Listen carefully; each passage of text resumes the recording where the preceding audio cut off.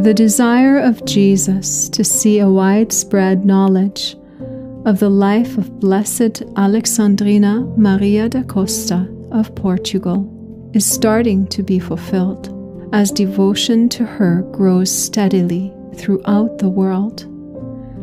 One of the great mystics of modern times, a victim soul chosen by Christ to suffer in atonement for the sins of humanity, she appears set to become an important and well-loved saint in the Universal Church.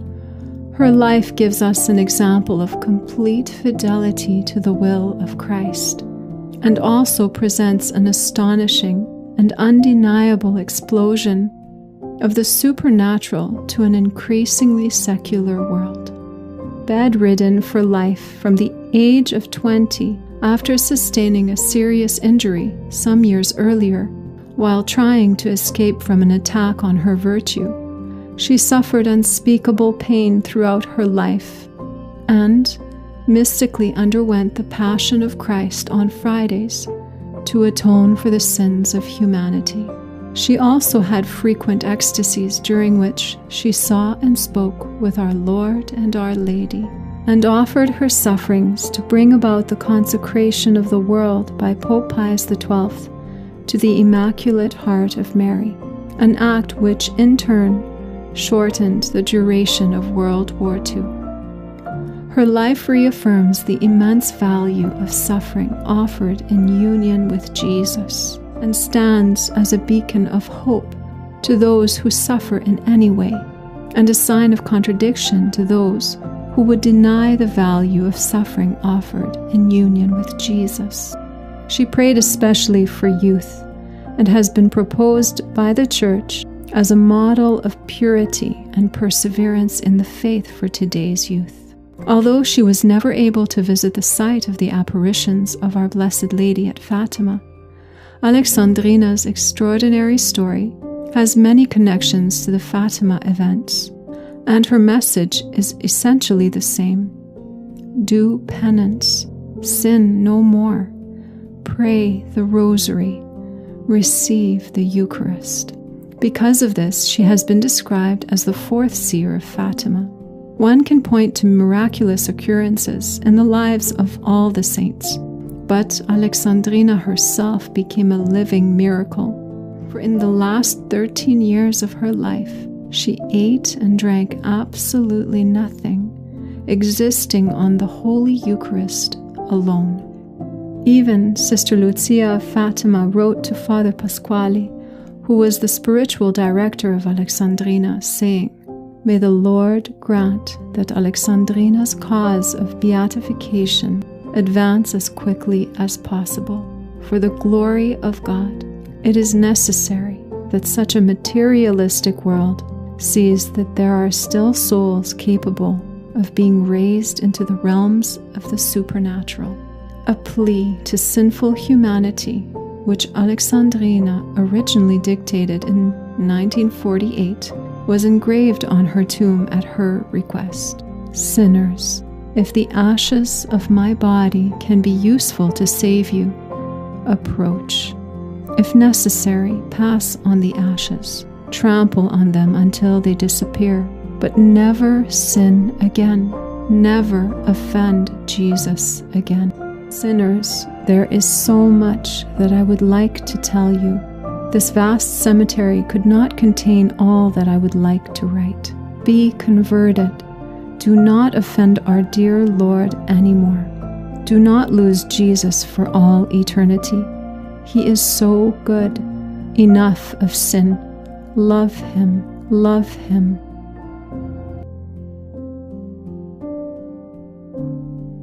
Alexandrina Maria was born in Balazar, Portugal, on March 30th, 1904. When Alexandrina was 12 years of age, she was placed on a farm by her mother to work and help with the family income. Now, the sad thing was that Alexandrina's employer wasn't very nice to her. He would often make her carry out harsh work, humiliate her, and often be cruel to her. When Alexandrina had told her mom about these problems, her mother then withdrew Alexandrina from the arrangement. But unfortunately for Alexandrina, this was not the last that she was to hear of her ex-employer. On Holy Saturday of 1918, at age 14, while Alexandrina, her sister Deolinda, and a friend named Rosalina were busily sewing, 3 men under the influence of alcohol violently entered their home and attempted to rape them, one of those men being Alexandrina's former employer. To preserve her purity, Alexandrina took the nearest way out by jumping from a window and falling 13 feet to the ground, having badly injured herself.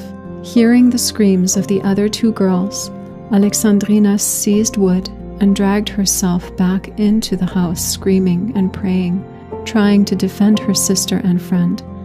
Amazingly, her counterattack was successful, and the men fled. The similarities between Alexandrina's heroic defense of her purity and the life of Saint Maria Goretti are obvious. But whereas Saint Maria Goretti died defending her virtue, Alexandrina lived, but was to pay a heavy price for the rest of her life. The consequences were terrible, if not immediate. In fact, several years later, she became bedridden from a progressively increasing paralysis for the remaining 30 years of her life. Alexandrina continued to ask the Blessed Mother for the grace of a miraculous healing, promising to become a missionary if she were healed. Little by little, however, God helped her to see that suffering was her vocation and that she had a special call to be the Lord's victim. The more Alexandrina understood that this was her mission, the more willingly she embraced it. She said, "Our Lady has given me an even greater grace.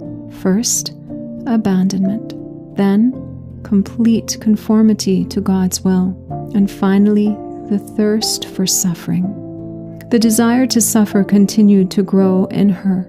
The more her vocation became clear, she understood that she was called to open the eyes of others to the effects of sin, inviting them to conversion, and to offer a living witness of Christ's passion, contributing to the redemption of humanity. On the 6th of September 1934, when she was 30 years old, Jesus gave Alexandrina a message during an ecstasy, which she didn't immediately understand, but which was the first sign that he was calling her to suffer his passion in a mystical way. Jesus said to her, "Give me your hands, because I want to nail them with mine. Give me your feet, because I want to nail them to my feet. Give me your head, because I want to crown it with thorns as they did to me. Give me your heart, because I want to pierce it with a lance as they pierced mine. Consecrate your body to me. Offer yourself wholly to me. Help me in the redemption of mankind." She consented to this request, and so it was that from the 3rd of October 1938 until the 24th of March 1942, Alexandrina lived the 3-hour Passion of Jesus every Friday, having received the mystical grace to live in body and soul Christ's suffering in his final hours. During these 3 hours, her paralysis was overcome, and she would relive the Stations of the Cross.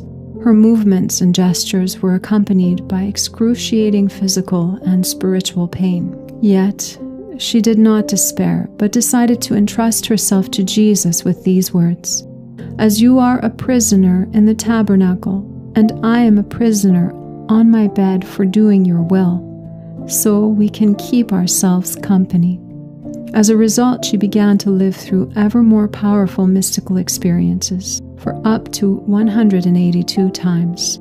Just like Saint Gemma Galgani, Padre Pio, Saint John Vianney, and other countless saints, Alexandrina was often abused and tempted by the devil because Satan obviously realized the future value that Alexandrina's writings would have for souls, and he seemed particularly anxious for her to stop writing and issued her with all sorts of threats if she continued. On one occasion, he said to her, "Excommunication. 1,000 excommunications if you continue to write to your spiritual director. Already you are burning in hell. Be converted, unhappy one. Be converted, miserable wretch. It is the affection I have for you that makes me speak in this way. I come now from your Christ who told me to take you because he can no longer save you. He was distressed by your writings. As well as alerting us to the future value of Alexandrina's writings, Satan also indirectly revealed the effective role of sacramentals in helping to protect against evil.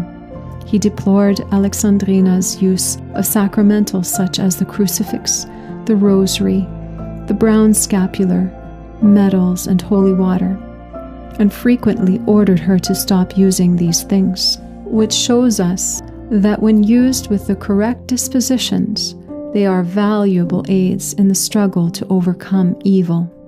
Although Alexandrina pleaded with Jesus to end these diabolic assaults, he explained that they were necessary in order to help save more souls.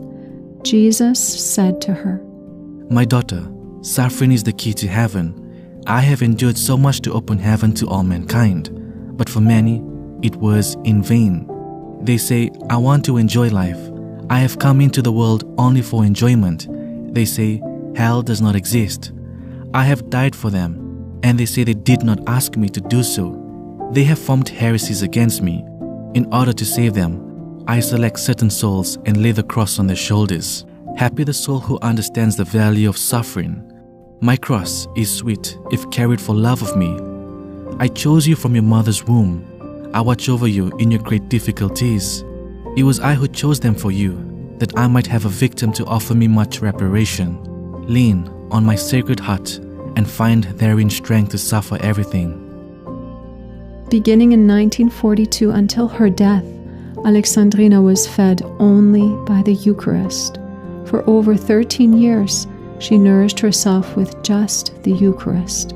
During a period of convalescence at the Foce del Duro hospital near Oporto, for 40 days and 40 nights, she was under supervision by several doctors in her absolute fast and her condition of anuria, which is the absence of urine. After 10 long years of paralysis, which she had offered as Eucharistic reparation for the conversion of sinners, on July 30th, 1935, Jesus appeared to her, saying, I have put you in the world so that you may draw life only from me, to bear witness to the world how precious the Eucharist is. The strongest chain that keeps souls in bondage with Satan is the flesh and the sins of impurity. Never has there been such a spread of vices, wickedness, and crimes as there is today. Never has there been so much sin. The Eucharist, my body and blood, behold. The Eucharist is the salvation of the world. The Blessed Mother also appeared to her every Friday, and on September 12th, 1949, with the rosary in her hand, she said to her, The world is in agony and is dying in sin. My desire is for prayer. My desire is for penance. I have protected with this my rosary all those whom I love and the whole world. Father Umberto Pasquali, who stayed close to Alexandrina throughout these years and was also Alexandrina's new spiritual director, ordered Alexandrina's sister to keep a diary of her words and her mystical experiences. Alexandrina's physical condition greatly worsened at this time, and again she received the last sacraments. As in the case of the man who killed Saint Maria Goretti, Alexandrina's assailant also repented of his sin and joined the crowd of people waiting to visit her. Upon seeing her, he cried and said, She is a saint, and to think she is crucified on that bed of pain through my fault. On October 13th, 1955, the anniversary of the last apparition of the Blessed Mother at Fatima, Alexandrina was heard exclaiming, I am happy, for I am on my way to heaven. She died at 7:30 in the evening on that very day. Blessed Alexandrina da Costa, pray for us.